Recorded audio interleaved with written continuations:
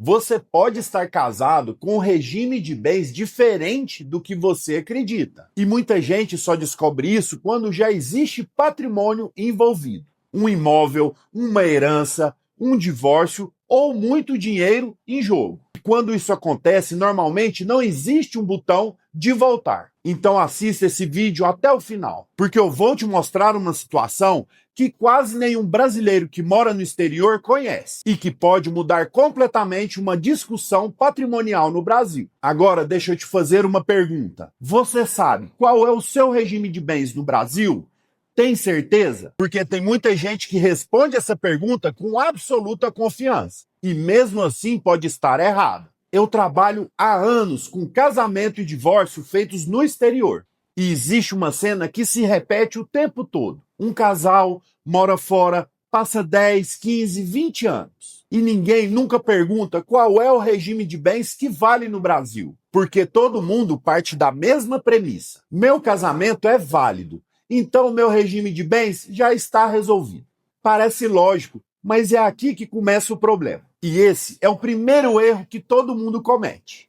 Até aqui, você já descobriu uma coisa. O problema pode não ser o casamento. O problema pode ser o patrimônio. Agora vem a pergunta que quase ninguém faz. Imagine que você se casou em outro país. Imagine que nesse país existem regras patrimoniais diferentes do Brasil. Imagine que você nunca passou pelo consulado. Ou passou, mas não prestou atenção no regime de bens. Você tem certeza que sabe qual é a regra se surgir uma discussão patrimonial no Brasil? Porque essa resposta nem sempre é tão simples quanto parece. E é aqui que a história fica interessante. Durante anos, ninguém pergunta nada, ninguém exige nada, ninguém coloca dificuldade em nada. Até que surge um imóvel, uma herança, uma partilha ou um divórcio. E aí alguém faz aquela pergunta aparentemente simples. Qual é o regime de bens desse casamento? E é nesse momento que muitas pessoas descobrem que não estavam discutindo sobre documento, estava discutindo sobre patrimônio.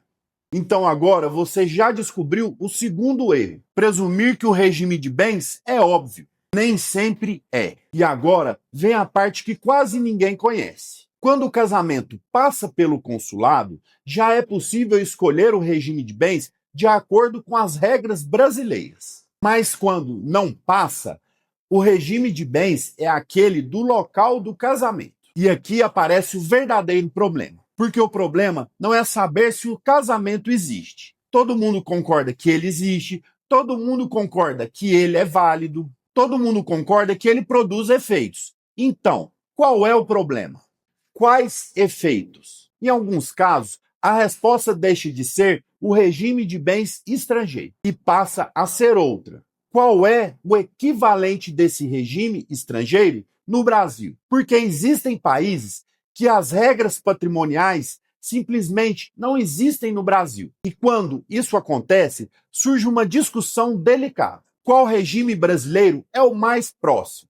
Existe equivalência? Existe adequação? Qual regra deve prevalecer? Percebe o tamanho do problema? Durante 20 anos ninguém falou sobre isso. Mas agora existe patrimônio, agora existe dinheiro e agora existe interesse. Talvez esse seja o maior erro de todos. Pensar que registrar um casamento é apenas formalidade. Porque o casamento, às vezes, nunca foi o problema. Às vezes, o problema sempre foi o patrimônio. E muita gente passa anos acreditando que sabe exatamente qual é o regime de bens. Até o dia que alguém pergunta: tem certeza? E é nesse momento que uma simples discussão documental passa a valer muito dinheiro.